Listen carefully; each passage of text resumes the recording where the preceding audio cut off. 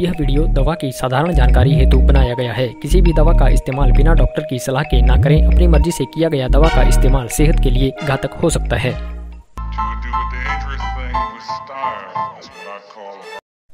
Hello and welcome friends. आज के इस वीडियो में हम बात करेंगे स्किन में फंजाई से होने वाले स्किन फंगल इन्फेक्शन को ट्रीट करने वाले कैप्सूल इट्राकोनाज़ोल के बारे में।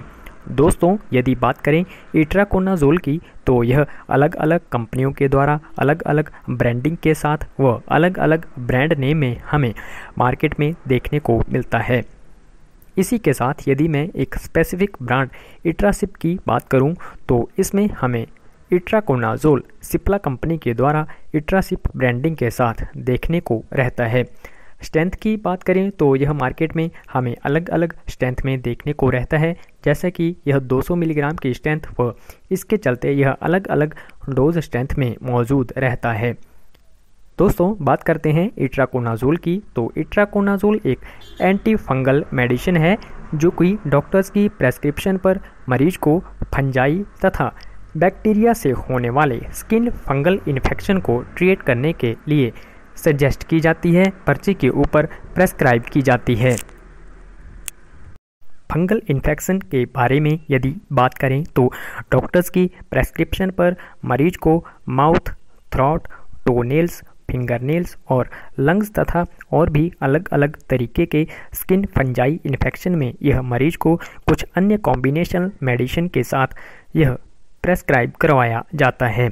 इसी के साथ कई बार इस मेडिसिन व अन्य कॉम्बिनेशनल मेडिसिन के साथ स्किन फंगल इन्फेक्शन के दौरान यह कई बार हमें ऑइंटमेंट के साथ भी इसका कॉम्बिनेशन इस्तेमाल में देखने को रहता है, जिसके बारे में हम वीडियो में आगे जानने वाले हैं। गाइस, वीडियो में बात करेंगे इट्राकोनाज़ोल कैप्सूल के यूजेस, डोजेस, इससे होने वाले साइड इफ़ेक्ट के बारे में। तो सबसे पहले हम बात करेंगे कि स्किन फंगल इन्फेक्शन क्या है और यह किस तरह से शरीर के ऊपर होता है, साथ ही इसे किस प्रकार से रोका जा सकता है। फ्रेंड्स, स्किन फंगल इन्फेक्शन की बात की जाए तो यह त्वचा पर फंगस के साथ साथ हल्के दाने के रूप में हमें देखने को रहता है, जो कि कई बार त्वचा के नीचे एक गांठ के रूप में, जैसे कि नाखूनों के आसपास फंगल संक्रमण व हल्के पीले, भूरे या सफ़ेद रंग के लाल चत्तों के साथ यह त्वचा पर देखने को मिल सकता है। इसी के साथ फंगल इन्फेक्शन के लक्षण की यदि बात करें तो स्किन फंगस व फंजाई के चलते इफेक्टेड साइट के ऊपर खुजली का होना, लालीपन, सूजन, जलन और कभी कभी छाले या फफोले भी शामिल हो सकते हैं। इसी के साथ नाखूनों या उंगलियों के आसपास संक्रमण होने पर यह त्वचा पर त्वचा का छीलना व दानेदार हल्के फफोले, उनमें खुजली का रहना तथा स्किन के ऊपर हल्के भूरे व सफ़ेद रंग के चत्तों का नज़र आना, कुछ इस तरह के लक्षण यदि देखने को मिले तो यह फंगल इन्फेक्शन के हो सकते हैं। इसी के साथ यह इन्फेक्शन महिलाओं व पुरुषों में विभिन्न प्रकार के बैक्टीरिया, फंजाई वायरस या परजीवियों के कारण भी हो सकता है। यह संक्रमण तब होता है जब सामान्य रूप से पाए जाने वाले बैक्टीरिया की संख्या यदि त्वचा के ऊपर बढ़ जाए तो कई बार हमें यह इन्फेक्शन फंगस के तौर पर देखने को मिल सकता है। इसी के साथ दोस्तों, महिलाओं में व पुरुषों में प्राइवेट पार्ट्स में इन्फेक्शन के दौरान यह फंगल इन्फेक्शन एक आम समस्या देखने को मिलती है। यह समस्या आमतौर पर एक हाइजीन व विशेष तौर पर खराब हाइजीन मैनर के चलते यह फंगल इन्फेक्शन देखने को मिल सकता है। इसी के साथ यह महिलाओं व पुरुषों में अनप्रोटेक्टेड सेक्स या असुरक्षित यौन संबंध के कारण देखने को मिल सकता है। इस तरह के संक्रमण को ईस्ट इन्फेक्शन के नाम से भी जाना जाता है। दोस्तों, बात करते हैं कि इस तरह की स्थिति में दवाई के उपयोग के साथ साथ हमें फंगल इन्फेक्शन को किस प्रकार से रोका जाना चाहिए। तो फ्रेंड्स, इस तरह की सिचुएशन में स्पेशल तौर पर हाइजीन का यानी कि साफ सफाई का विशेष तौर पर ख्याल रखना होगा। साथ ही अनप्रोटेक्टेड सेक्स व असुरक्षित यौन संबंधों के चलते भी अवेयर होना जरूरी है। इसी के साथ साथ हमारे जीवन शैली में एक अहम भूमिका इस तरह की दिक्कतों के चलते हमारे खान पान में भी देखने को मिल सकती है। खास तौर पर यदि मैं विटामिन्स की बात करूं तो फंगल इन्फेक्शन की समस्या शरीर में विटामिन सी का स्तर कम होने पर भी विटामिन सी के कारण या शरीर में इसकी कमी के चलते हमें फंगल इन्फेक्शन त्वचा के ऊपर बार बार देखने को मिल सकते हैं। ऐसी दिक्कतों के चलते विटामिन सी युक्त खान पान बेहद ज़रूरी है। साथ ही हरी पत्तेदार सब्जियों का तथा फल फ्रूट का इस्तेमाल भरपूर मात्रा में किया जाना चाहिए। इसी के साथ ही फ्रेंड्स, केले, खजूर, किशमिश और आम का सेवन भी ऐसी समस्या के चलते कम से कम या ना के बराबर करना चाहिए। हो सके तो सिट्रस फ्रूट का इनटेक बॉडी में बहुत ज़रूरी है, जो कि फंगल इन्फेक्शन के चलते आपकी बॉडी में इम्यूनिटी के स्तर को भी बढ़ाने में सहायक रहता है। आइए फ्रेंड्स, बात करते हैं इट्राकोनाज़ोल टैबलेट या कैप्सूल के यूजेस के बारे में। तो जैसा कि हमने वीडियो में शुरुआती स्तर में जाना कि इट्राकोनाज़ोल एक एंटी फंगल क्लास का मेडिसिन है, जो कि शरीर के ऊपर होने वाले या त्वचा पर होने वाले स्किन फंगल इन्फेक्शन से राहत प्रदान करने का कार्य करता है।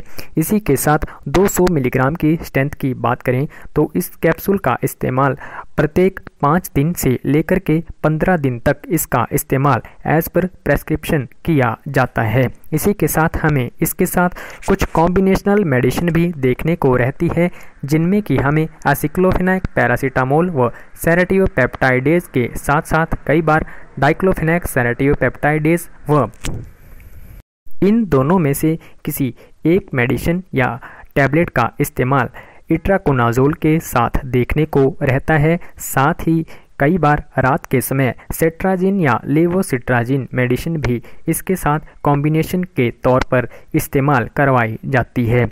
कई बार समस्या अधिक रहने पर या माइल्ड से मॉडरेट जैसी स्थिति के चलते हमें फंगल इन्फेक्शन या स्किन फंगल इन्फेक्शन के चलते इट्राकोनाज़ोल के साथ कॉम्बिनेशनल मेडिसिन के चलते ऑइंटमेंट का भी हमें इस्तेमाल देखने को रहता है, जिनमें कि क्लोट्रिमाज़ोल, मिकोनाज़ोल व तथा और भी अन्य प्रकार की ऑइंटमेंट्स का इस्तेमाल हमें देखने को रहता है। इसी के साथ कई बार स्टीरॉयड युक्त कॉम्पोजिशन में हमें कुछ अन्य प्रकार की ऑइंटमेंट्स जैसे कि क्लोबिटासोल प्रोपियोनेट के साथ नियोमाइसिन सल्फेट एवं मिकोनाज़ोल नाइट्रेट क्रीम भी हमें देखने को रहती है।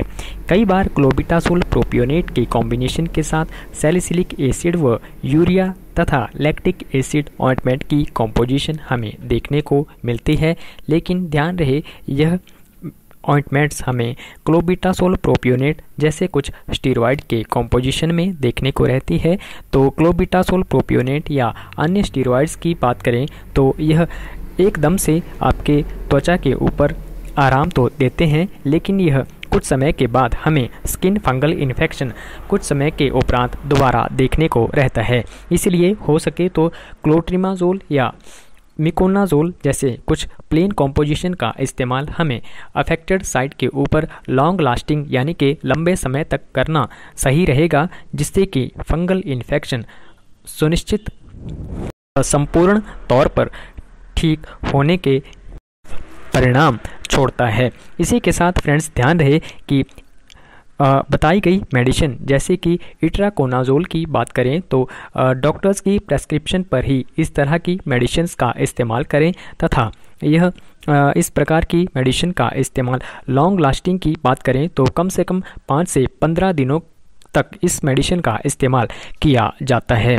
इस तरह की मेडिसिन का इस्तेमाल दिन में एक समय निरंतर 5 से 15 दिन व इसी के साथ अन्य कॉम्बिनेशनल मेडिसिन की बात करें तो कॉम्बिनेशनल मेडिसिन में दर्द निवारक व सूजन को ट्रीट करने वाली डाइक्लोफेनेक, सेरोटियोपेप्टाइडेज जैसी मेडिसिन या एसिक्लोफेनेक, पैरासीटामोल सेरोटियोपेप्टाइडेज की बात करें तो इसका इस्तेमाल दिन में 2 से 3 समय प्रत्येक 6-6 घंटे के अंतराल में खाना खाने के बाद किया जाता है।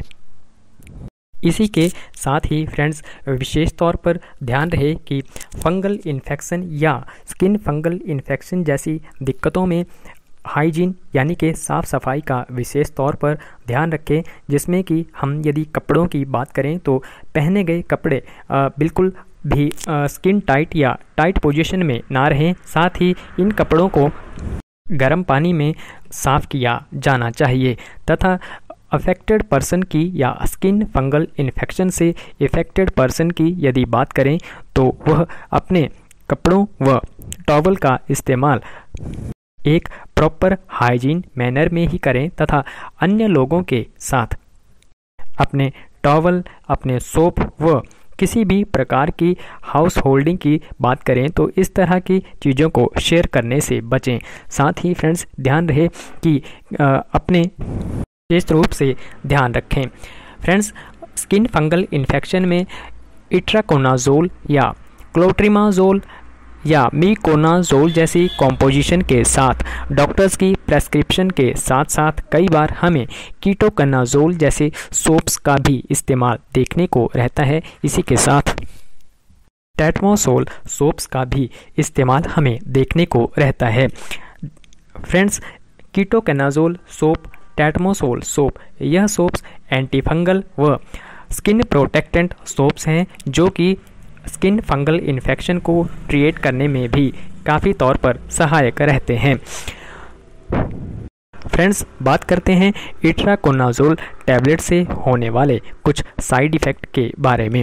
साइड इफ़ेक्ट की यदि बात करें तो जो लोग पहले से ही इस तरह की कॉम्पोजिशन या एंटी फंगल मेडिसिन से अफेक्टेड रहे हों तो इस तरह की दिक्कत के चलते अपने डॉक्टर्स को इस संबंध में पहले से ही ज़रूर अवगत करवाएं। साथ ही बताई गई मेडिसिन को एक सुनिश्चित तौर व एज पर प्रेस्क्रिप्शन या डॉक्टर्स के बताए हुए दिशा निर्देशा अनुसार ही लें। किसी भी प्रकार की ओवरडोज या इस तरह की मेडिसिन का इस्तेमाल खाली पेट ना करें। भोजन करने के पश्चात ही इस मेडिसिन का इस्तेमाल किया जाना चाहिए। साथ ही कई बार इस मेडिसिन के इस्तेमाल से वॉमिटिंग, नौजिया या स्किन इरिटेशन व रेडनेस ऑफ स्किन के साथ साथ ईचिंग अधिक लेवल के ऊपर काउज हो रही हो तो इस तरह की मेडिसिन का इस्तेमाल करना बंद करें व तुरंत अपने स्किन स्पेशलिस्ट या डॉक्टर से ज़रूर कंसल्ट करें। तो फ्रेंड्स हमने जाना इट्राकोनाजोल कैप्सूल व फंगल इन्फेक्शन के बारे में। यदि बताई गई वीडियो आपको इन्फॉर्मेटिव लगी हो तो वीडियो को लाइक करें। पहली बार चैनल के ऊपर विजिट किए हो तो चैनल को सब्सक्राइब ज़रूर करें। साथ ही बताई गई इन्फॉर्मेशन अपने दोस्तों के साथ ज़रूर शेयर करें। तो गाइस मिलते हैं एक नई वीडियो के साथ, तब तक के लिए थैंक यू।